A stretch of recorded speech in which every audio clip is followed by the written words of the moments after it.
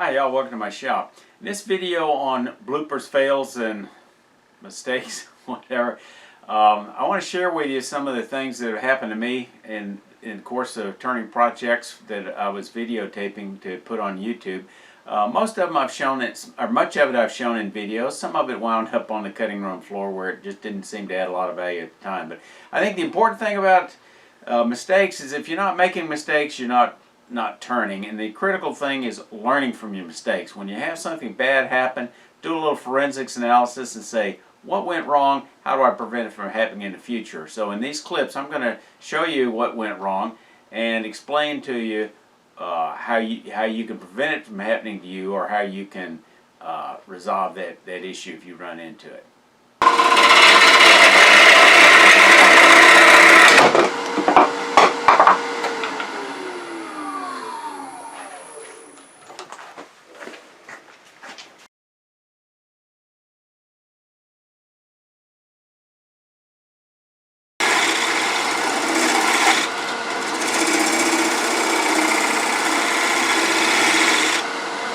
Want to check it for flatness.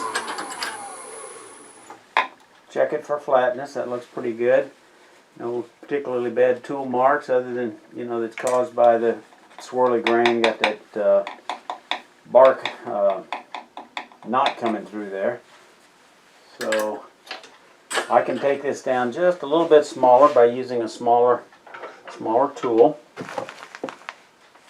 So I'm going to come in here with this detail gouge. In this case, I am going to come in this way, very slightly.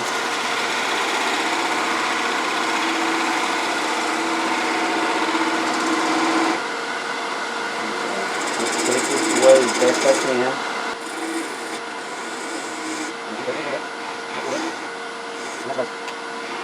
can. Shear it off that way. Let's just see what happens. Nothing, because of the end grain coming through, so it's not going to snap off. I'm going to have to saw that off. That's okay. But I'll just hold it against this friction chuck and just saw it off in short order. Okay.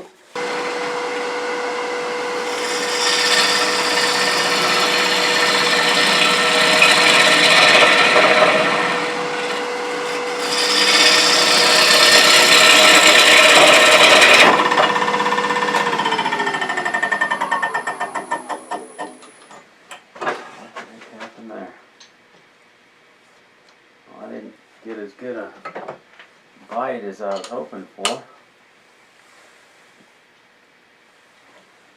Thing came loose. Let's take it out and evaluate it. And the reason why is because I have so much bark here. This is something to be aware of. I had so much bark here that it was compressing more on one side, so once it compressed it lost its hold, which leads me to believe I probably do need to take this down and get rid of this bark. Now the challenge is I can't use the screw chuck easily anymore, so I'm just going to put this in as best I can for the time being, and I think I'm going to see if I can't cut a recess in here for a larger chuck jaw to be able to reverse it and clean off the bottom. So let's see what size it needs to be.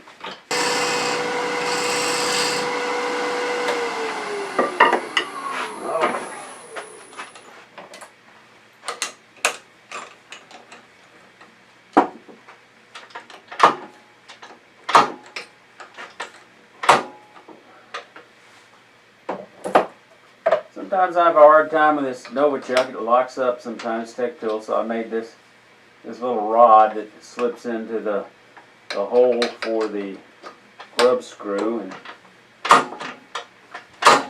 gives me a little opportunity to pop this thing loose.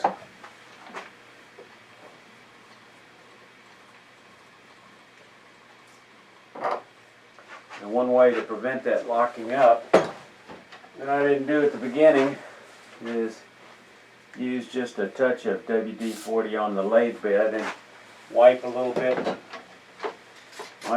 up here around the spindle. That'll prevent that locking.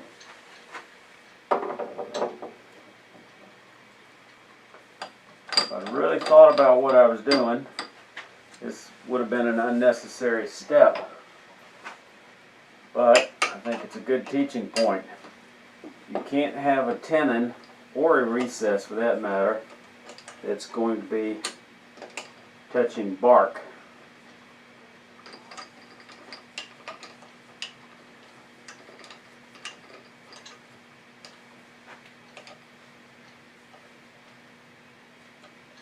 Alright, let's see if that's running true. Stand aside. I think that looks good.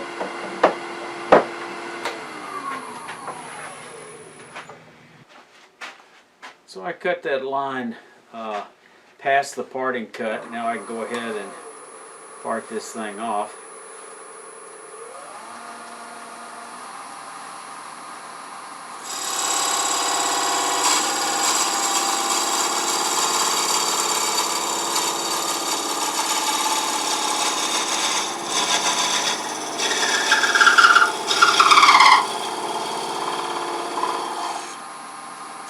Give ourselves a stationary run.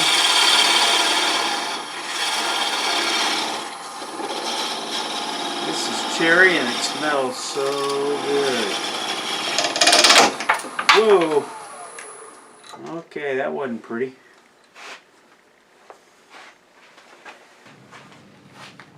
I can always flatten off the back on sandpaper if it's too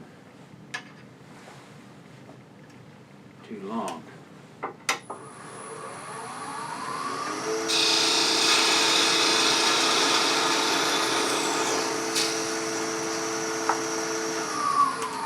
Okay, let's chase that one across the floor. I found it. Spindle handled spindles.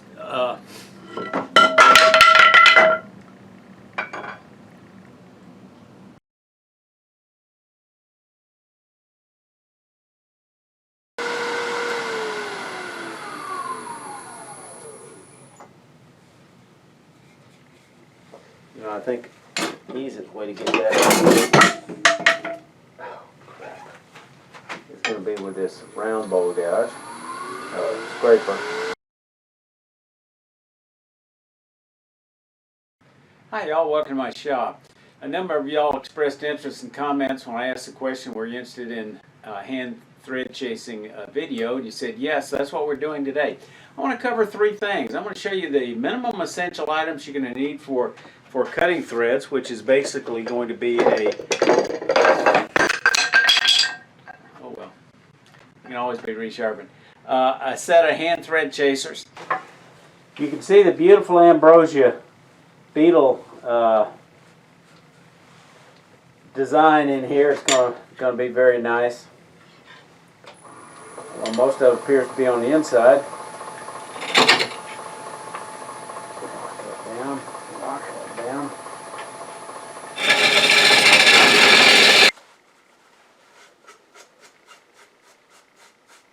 Okay, alright, so I'm going to, this thick CA is getting a little bit long in the tooth. It may be on its last legs. I prefer to use carpenter's glue, but it's so damp I was just concerned about what it might do. Okay, got a lot of that on there.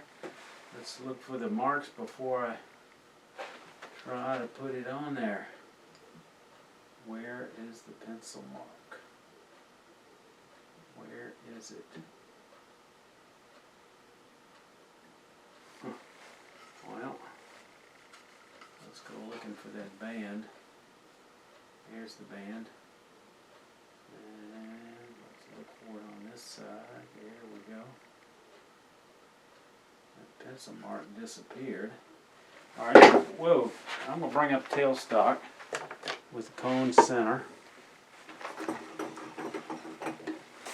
We're going to cut this round, and I think a good candidate for tool for this might be this Carbide detailer.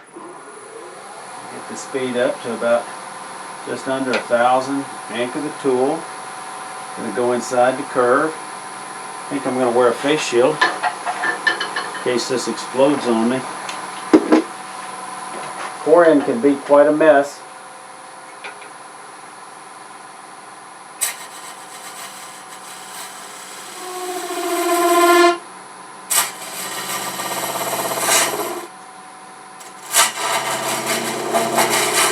I think this Carbide excels on things like acrylic and plastic and items like that, where it lends itself to scraping.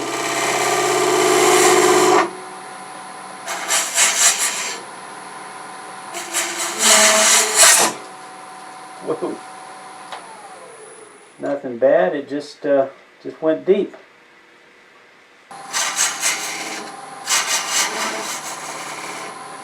I think that piece will come flying off in a second.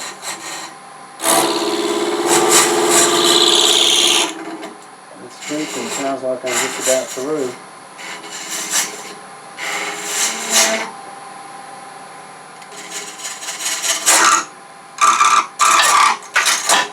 There we go. Now just clean up the surface a little bit. So we're using the square bit.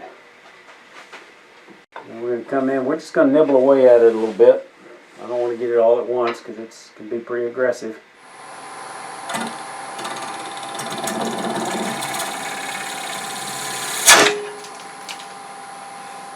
Well, that broke my carbide tip. Interesting. I guess I was pressing too hard. So let's turn it around and use another side. Okay, I rotated the tip around.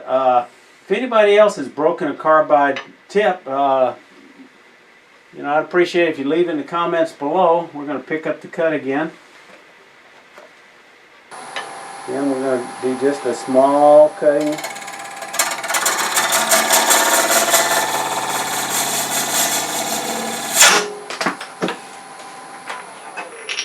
Well, I guess I should have used 2 pieces of tape, so I'm going to use 3 now. I had so many comments on using this tool that I can't relay them all here. You can click on the card to watch that video and review all the comments that I have at the bottom, including one from Captain Eddie Castellan. I'm in the process of making a video on a merging bowl, and I want to explain to you what I ran into. I had this mounted to this large blank that I'm going to use sometime down the road for a stool seat. It's somewhat punky, it's sycamore, not as strong as I'd like it to be. I mounted it initially with a Woodworm screw, and I put a few drops of CA in there to harden the wood, but it failed on me. When I was turning, the whole thing kind of came loose. Didn't come flying off, but it came loose. I'm resolving that issue. I'm going to continue to use this by turning a recess, and I think I'll get a stronger hole. But I guess the issue is be very cautious, and a Woodworm screw is a great way to hold something on the lathe. I use it a lot. But be very cautious, or don't use it on spalted wood. If you've got some wood that's somewhat suspect on the strength, put lots of CA in there, but you may have a problem still after it dries. As you're putting this on, if you can't snug it up very tight where it doesn't move anymore, you're going to have a problem. If you feel like you can keep on turning it, it's going to strip those threads out. If you enjoyed this video, you may enjoy watching this whole playlist, as I've done a number of these blooper videos in the past. Y'all stay safe and come on back here.